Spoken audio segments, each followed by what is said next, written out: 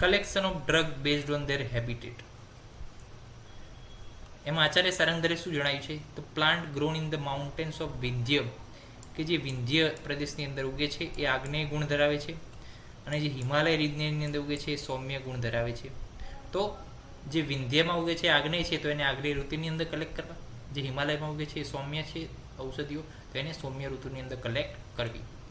Apart from that the plant grown in other area will gave their qualities of the place where they grow based on the prominence of land having પંચ મહાભૂત, એટલે કે જે પ્રમાણેની જમીન પંચ ભૌતિક હશે એ પ્રમાણેનું જે છે એનું પ્રોમિનન્સ ધરાવશે. Collection of animal origin product.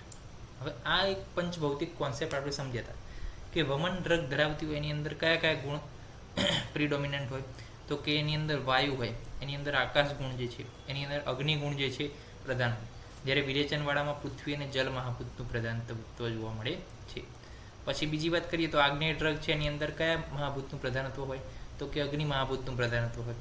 પછી જે સૌમ્ય જે છે એટલે કે જે શીતલ વસ્તુઓ ઔષધિઓ છે એની અંદર કયા મહાભૂતનું પ્રધાનત્વ હોય, તો કે જલ મહાભૂતનું પ્રધાનત્વ હોય.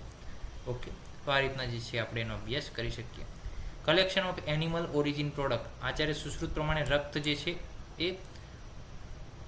એ શું છે? તો પ્રોઢ વેશ. પછી રોમ તો પ્રોઢ વય, નખ જે છે એ પ્રોઢ વય, પછી ક્ષીર જે છે after digestion of the food.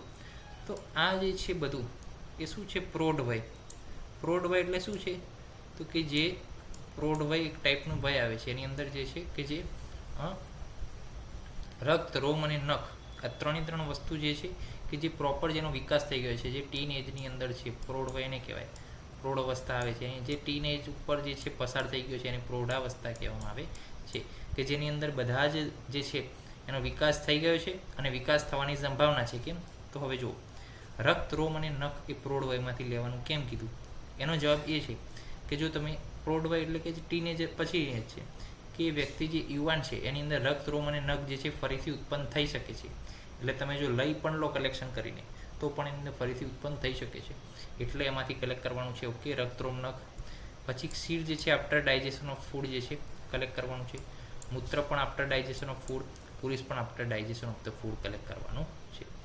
તો જો આની અંદર એક આપણે બનાવ્યું હતું કે રક્ત, રોમ, નખ એટ પ્રૌઢ વય, ક્ષીર, મૂત્ર, પુરીસ after digestion of the foodie.